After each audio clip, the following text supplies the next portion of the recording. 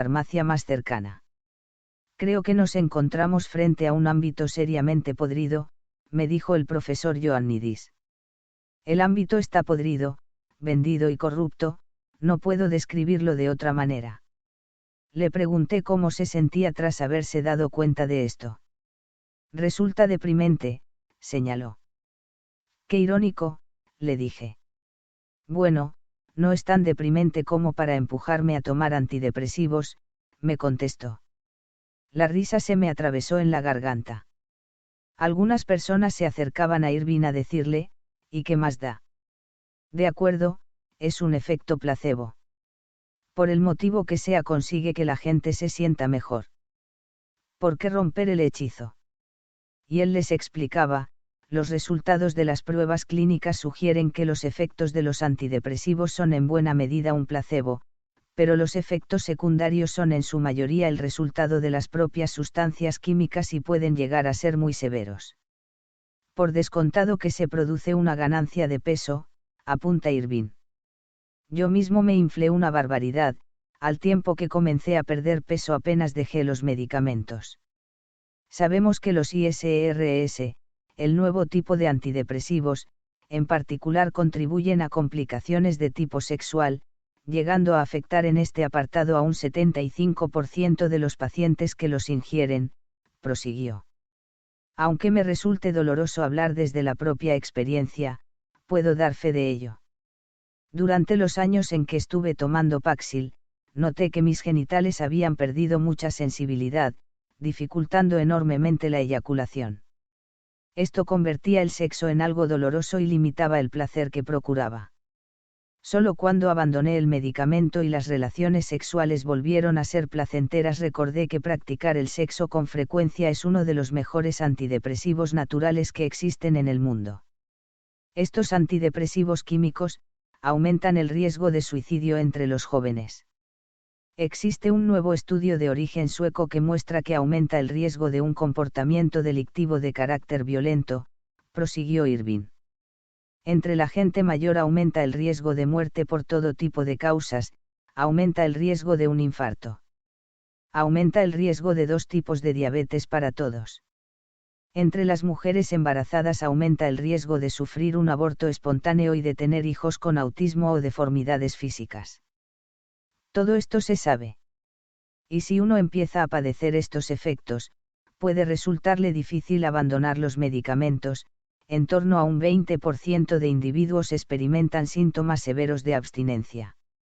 De manera que, si quieres recurrir a algo por el efecto placebo que procura, por lo menos que sea seguro. Podríamos darle a la gente hierba de San Juan, dice Irving, y obtendríamos idéntico efecto placebo y ninguno de estos inconvenientes.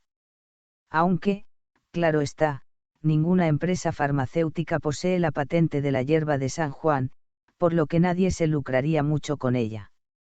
Llegado este momento, me confesó Irving en voz baja, comenzaba a sentirse culpable, por haber estado recomendando esas pastillas durante tantos años. En 1802, John Aigart reveló públicamente la verdadera historia detrás de las varitas. Es cierto que algunas personas ven aliviado su dolor durante un tiempo, pero ello no se debe al poder de las varitas. Se debe al poder de sus mentes. Consistía en un efecto placebo que no estaba llamado a durar, ya que no resolvía los problemas de fondo. Esta noticia enfureció a casi todos. Algunos se sintieron engañados por quienes les habían vendido unas varitas a precio de oro, pero fueron muchos más los que dirigieron su rabia hacia el propio Aigart, acusándolo de decir estupideces. La revelación desencadenó una conmoción enorme, acompañada de amenazas e insultos, escribió. Un número elevado de individuos muy respetables firmó una declaración en sentido contrario. Entre estos se contaban algunos de los científicos de primera línea en aquellos momentos, quienes afirmaron que la varita funcionaba y que sus poderes eran físicos y reales. Desde que Irving publicara sus primeros resultados, sobre los que ha ido profundizando, la reacción ha sido similar.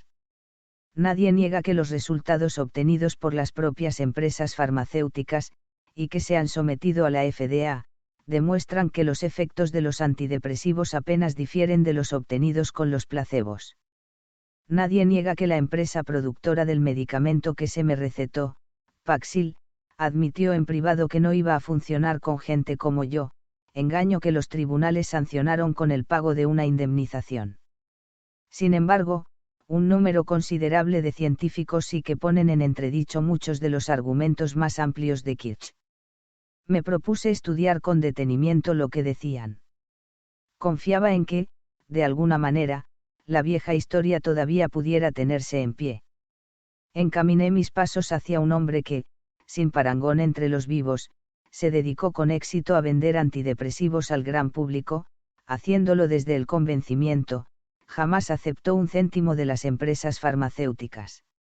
En la década de 1990, el Dr. Peter Kramer asistió a un desfile de pacientes por su consulta de Rhode Island donde uno tras otro mostraban una transformación tras serles recetados antidepresivos. No se trataba de una simple mejoría, su estado era, mejor que bueno, comentaría, pues atesoraban más resiliencia y energía que el ciudadano medio. El libro que escribió a raíz de esta experiencia, Escuchando al Prozac, se convirtió en el mayor éxito de ventas sobre el tema de los antidepresivos. Lo leí poco después de empezar con la medicación. Estaba convencido de experimentar el proceso que Peter describía de un modo tan persuasivo. Escribí acerca de él, defendiéndolo públicamente en artículos y entrevistas. Cuando Irving comenzó a exponer sus resultados, Peter, que por entonces era profesor en la Brown Medical School, se sintió horrorizado. Comenzó a desmontar, públicamente y con pelos y señales, las críticas de Irving a los antidepresivos, tanto en libros como en una serie de debates abiertos y acalorados. Su primer argumento es que Irving no está dedicando a los antidepresivos el tiempo suficiente. Las pruebas clínicas que ha conducido, casi todas las sometidas al regulador, se extienden de media entre 4 y 8 semanas. Un periodo insuficiente. Este género de medicamentos necesita más tiempo para brindar resultados verdaderos. Irving estuvo de acuerdo en que esta objeción era importante, de manera que buscó si existían pruebas de medicamentos de más larga duración y comprobar así sus resultados. Descubrió que había dos. En el primero, el placebo y el medicamento tuvieron efectos idénticos, mientras que en el segundo, el placebo mostró mejores resultados. A continuación Peter señaló otro error en el que Irving había incurrido. Las pruebas con antidepresivos a las que Irving está prestando atención abarcan dos grupos, personas moderadamente depresivas y personas severamente depresivas. Peter concede que quizá estos medicamentos no tienen efectos notables sobre personas medianamente depresivas, pero sí para los que sufren depresiones agudas. Él mismo ha sido testigo. De aquí que cuando Irving Seil con una media metiéndolos a todos en el mismo saco, agrupando a los medianamente depresivos con los severamente depresivos, los efectos de los medicamentos salen bajos. El único motivo es que el efecto real queda diluido, igual que lo haría el sabor de una Coca-Cola si la mezcláramos con vasos y más vasos de agua. Irving reconoció de nuevo que se trataba de un punto importante que considerar, y que estaba deseoso de comprender, de forma que revisó los estudios de los que había extraído sus datos. Descubrió que, con una sola excepción, se había fijado exclusivamente en estudios conducidos con personas clasificadas como severamente depresivas. Ante esto Peter tuvo que acudir a su argumento más poderoso. Al corazón mismo de su litigio con Irving y su defensa de los antidepresivos. En el año 2012 Peter asistió a un conjunto de pruebas clínicas en un centro médico que recordaba a un bonito cubo de cristal y que se levantaba sobre casas muy caras. Cuando la empresa que tiene su sede ahí desea probar antidepresivos se enfrenta a dos quebraderos de cabeza. Por un lado, tiene que reclutar voluntarios dispuestos a ingerir píldoras potencialmente peligrosas durante un largo periodo de tiempo, con la dificultad añadida de enfrentarse a restricciones legales que les impiden remunerar de forma onerosa, solo pueden desembolsar entre $40 y $75. Al mismo tiempo deben hallar a personas con problemas mentales muy específicos. Por ejemplo, Si pretendes realizar una prueba sobre la depresión, los pacientes han de padecer exclusivamente de depresión, sin factores complejos añadidos. Todo esto hace muy difícil que logren reclutar voluntarios, lo que provoca que con frecuencia lancen sus redes sobre gente desesperada, a la que deben tentar con algo. Peter fue testigo de cómo subían a un autobús a individuos que vivían en el otro extremo de la ciudad con la promesa de unos cuidados que jamás reciben en casa, terapia, un batallón de personas dispuestas a escucharlos, un refugio acogedor donde pasar el día, medicamentos y una cantidad de dinero que podía llegar a doblar la cifra de sus subsidios de pobreza. Mientras era testigo de todo esto, le sorprendió una cosa. La gente que se presentaba voluntaria a este centro sentía una fuerte inclinación a fingir que padecía el problema examinado, al tiempo que las empresas con ánimo de lucro que realizaban los exámenes clínicos sentían una fuerte inclinación a fingir que creían en su testimonio. Peter asistió a cómo ambos lados se tomaban eficazmente el pelo. Cuando se les pedía a los voluntarios que puntuaran los beneficios derivados de los medicamentos, le quedaba bien claro que se limitaban a responder lo que el entrevistador deseaba oír. Peter concluyó, pues, que los resultados de las pruebas clínicas con antidepresivos, todos los datos que llevamos recolectados, son inservibles. Esto significaba que, a su juicio, Irving había concluido a su vez que los efectos de los antidepresivos eran mínimos, en el mejor de los casos, a partir de material de derribo. Las pruebas mismas eran un fraude. He aquí un argumento devastador que Peter ha demostrado con creces. Lo que no quita que tanto a Irving como a mí nos dejara desconcertados. El científico que con más ahínco había defendido los antidepresivos, Peter Kramer, los respaldaba afirmando que las pruebas científicas detrás de ellos eran una porquería. Cuando me vi con Peter le conté que, de tener razón, lo cual creo, sus argumentos no iban a favor de los antidepresivos, sino en contra. Significaban que por ley jamás habrían debido comercializarse. Al empezar a insistir en el tema, recurriendo a un tono amigable, Peter reaccionó de forma irritada, afirmando que incluso de pruebas erróneas podían obtenerse resultados provechosos.